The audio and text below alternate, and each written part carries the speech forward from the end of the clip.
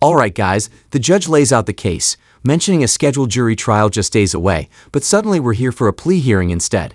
That alone raises questions. Why the sudden shift? What changed behind the scenes? Right from the beginning, you can feel that something isn't adding up, and that tension sets the tone for everything that follows. Court is on the record in City of Conneaut versus Ricky L. Harris, case number 25 TRD 28. This case is set for a plea hearing today. It's actually set for a jury trial this coming Thursday of this week. The court received a notice in motion filed by the defense this past Friday, July 18th. And the court went ahead and hurriedly scheduled a plea hearing for today. Pending against Mr. Harris is a charge of failure to stop after a non-public road accident, a violation of Section 335.13A1 of the Conneaut City Ordinances, a first-degree misdemeanor. Mr. Harris is present. He's accompanied by his attorney, Philip Heasley. Also present is Law Director John Lewis. Mr. Lewis, the court has received a status report. Thank you, Your Honor. The offer that we have discussed here, should the court be willing to accept this, would be an amendment of the charge to the charge of failure to stop after an accident involving the property of others. It is still a first-degree misdemeanor, and that is under Ordinance 335.14A. The difference between this charge and the original charge. The prosecution offers an amended charge that removes a major consequence, a license suspension. That's a huge break. The victim isn't focused on punishment but simply wants compensation. It sounds straightforward, almost too clean. When a case that was headed for trial suddenly becomes this simple, it often means there's more beneath the surface waiting to come out. Is that this charge does not carry a mandatory license suspension. I discussed this amendment with Destiny Crider. She is the individual whose car was struck back in December 21st of 2024, actually. I discussed it with her. She was not concerned about the license suspension at all. All she's asking for is restitution for her vehicle that was damaged. I have for the court an estimate from West Penn Collision. The damage to this vehicle, which was a 2001 Chevy Blazer, was the grand total for the repairs of that vehicle would have been, the estimate that she provided to me, $6,874. And I have a copy of that for the court. I also provided one to Mr. Heasley. The Blue Book value of the vehicle as of July 16th of 2025 is $1,665, and I have a copy of that also for the court and for Mr. Heasley. So what she's asking for is restitution in the amount to the order, excuse me, $1,665 in restitution. The city is recommending probation, whatever fine the court deems appropriate. Court costs along with that restitution to Ms. Crider. She's present in the courtroom, Your Honor, and she is in agreement with the offer that I've just discussed. Thank you. Thank you. The attorney makes it clear that the defendant wants to resolve everything quickly and avoid trial. You can sense the strategy here: minimize risk, accept the deal, move on. But the judge doesn't seem entirely comfortable, pointing out how late this plea is coming. That hesitation matters. It hints that even the court sees something unusual about how this case is unfolding. And the victim's name again is? Destiny Crider. Ms. Crider, I'm sorry, you're not listed here in the original charge. Ms. Crider, thank you for being here today. Did you understand everything that Mr. Lewis just outlined in the terms of a proposed resolution? Yes. And are you in favor of that proposal? Yes. Thank you very much. Mr. Heasley? Thank you, Your Honor. We would express our appreciation on the record, co-counsel who is not present, Attorney Brianna Allen, and myself for the court accommodating this plea hearing, hopefully to avoid jury trial scheduled for later this week. We have discussed at length with our client, Mr. Harris, the offer. He very much wishes to resolve this matter, Your Honor, along the lines of the stated plea offer, although he is aware that this court does not have to follow such a plea agreement. The main difference being, as Mr. Lewis, I think, indicated, the difference is between a mandatory license suspension under the original statute, or in this case, Conneaut ordinance, and the amended one, which involves an accident involving property rather than something other than that. We have communicated the offer. I've communicated the offer to Mr. Harris. He's aware of his rights regarding trial, which hopefully will not be necessary, and we are prepared to proceed, Your Honor. Thank you very much with the plea. Normally, I don't allow pleas to, this late in the game. We've had 1, 2, 3, 4, I think 4, maybe 5 pre-trials or status conferences. But because the level or degree has not changed. The judge allows the plea to move forward despite earlier concerns. This is the moment where the case appears to wrap up neatly.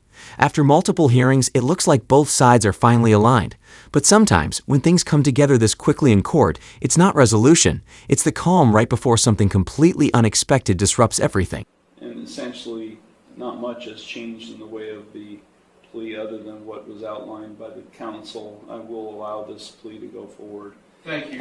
Mr. Harris, it's my understanding today you wish to plead guilty to an amended charge of failure to stop after an accident involving property of others, a first-degree misdemeanor, a violation of Section 335.14a of the Conneaut City Ordinances. Is that what you wish to do today? Yes. Okay, I'm going to provide to you, Mr. Heasley, a written waiver of your trial rights and right to a jury trial and acknowledgement of effective plea. If you find that document acceptable, you can sign and date at the bottom. The court does find that defendants, as I indicated, I will allow the amendment to go forward. I do find the defendant's plea of guilty to the amended charge to be knowing, voluntary, and intelligent. The court will accept the guilty plea to the amended charge, and I will therefore find him guilty of the amended offense. We will now proceed to sentencing.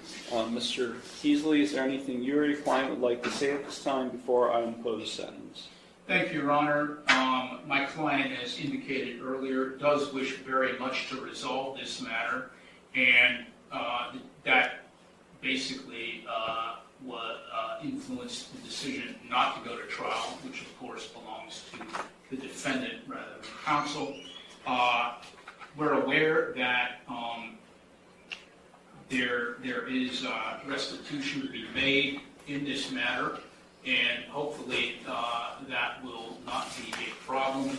And he's aware of the possible sanctions that come along with this offense. We would hope that the court not suspend his driving privileges if possible. He's aware the court does not have to go along with the agreement, although we would hope that the court would. And once again, we appreciate the opportunity to plead to the lateral offense, same degree that was afforded us in this hearing. He pleads guilty, waives his rights, and the court accepts it without hesitation. On paper, this is the end of the case, but his hesitation when asked if he wants to speak stands out. He seems unsure, almost conflicted. That small moment of uncertainty becomes incredibly important later because it suggests he may not fully stand behind what he just agreed to.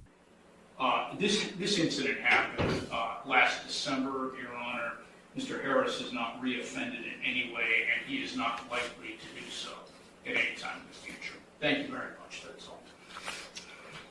Thank you. Mr. Harris, is there anything you would like to say at this time before I impose sentence? I'm not sure I'm allowed to say it, so I just want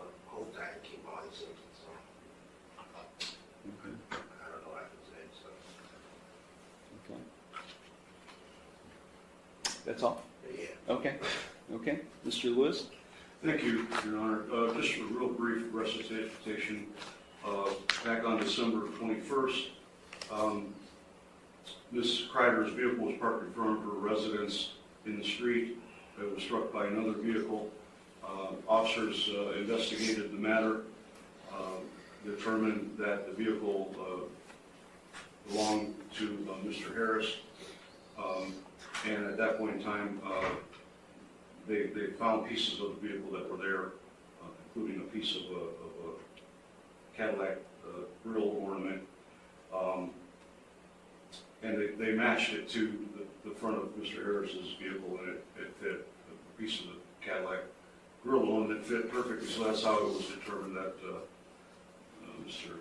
Harris's vehicle was involved in the accident. Other than that, Your Honor, like I said earlier, all Ms. Kreider is really concerned with would be the restitution amount that we discussed previously of $1,665. She currently is she's been without a vehicle, I believe, since this accident happened. Is that correct? She's been without a vehicle this whole time. Thank you, Your Honor. Thank you. Ms. Kreider, is there anything you would like to say at this time before I impose sentence? No? Okay. Thank you. The prosecution explains how investigators tied the accident directly to the defendant through physical evidence. It's detailed, convincing, and leaves little room for doubt. At the same time, the victim's situation adds emotional weight. She's been without a car this entire time. Everything here strengthens the case and makes the guilty plea seem completely justified. So I think if there's a restitution component being included in, it seems, because this was not a citation that was issued, this was a complaint filed with the law director, so I can't tell from the paperwork filed with the court whether he had insurance or not, but I'm assuming since restitution is a component of the sentence that there was no insurance? I wasn't the one driving it, so Was there insurance on the vehicle? I don't know. I didn't do it, so I don't know. I didn't have the car in my possession. Help me understand this. What does he mean by he didn't do it? I'm sorry. We were prepared, Your Honor, although he does wish to resolve this matter, according to the offer which was just recently extended to us, with trial on this matter. But he has waived his rights to... I understand. Just tell me what happened. I understand. Just tell me what happened. I'd like to know what he's claiming happened. Another individual, Your Honor, was operating the vehicle at the time of the accident, not Mr. Harris. But he does wish to resolve the matter in lieu of trial. I just accepted your plea of guilty to this charge, Mr. Harris. I'm now in the sentencing stage. Okay, I understand, but I'm getting advised by my lawyer, so I'm not. That's what I said. I don't know what I'm allowed to say and not allowed to say. I'm trying to be respectful. The judge wanted to know regarding insurance on the vehicle, Cadillac Escalade. I get that. I didn't have insurance on that vehicle. Whose vehicle was it? Okay, so the vehicle was in my name that I used. I let my brother have that vehicle because I'm trying to help him out. It's your vehicle. It was in my name. It was his vehicle. He purchased it. He bought it. Was the title transferred? No, he did not transfer the title. Out of nowhere, the defendant says he didn't do it. That single statement changes everything. Suddenly, he claims someone else was driving, and confusion takes over the courtroom. The judge starts questioning details, trying to make sense of it all. What was just a closed case is now full of contradictions, and the tension rises instantly. I'll continue to talk very well. You can talk to your attorney. I'm trying to pull teeth here about what happened. I mean, I'm sentencing you, and I don't have all the information. Okay? Was he in the car? No. I feel like I'm cross-examining him. Was he in the car at the time? No, sir. Okay.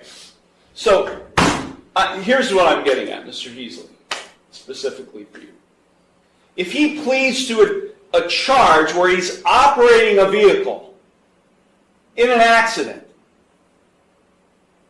and he's not able to provide proof of insurance on the vehicle he was driving, what happens?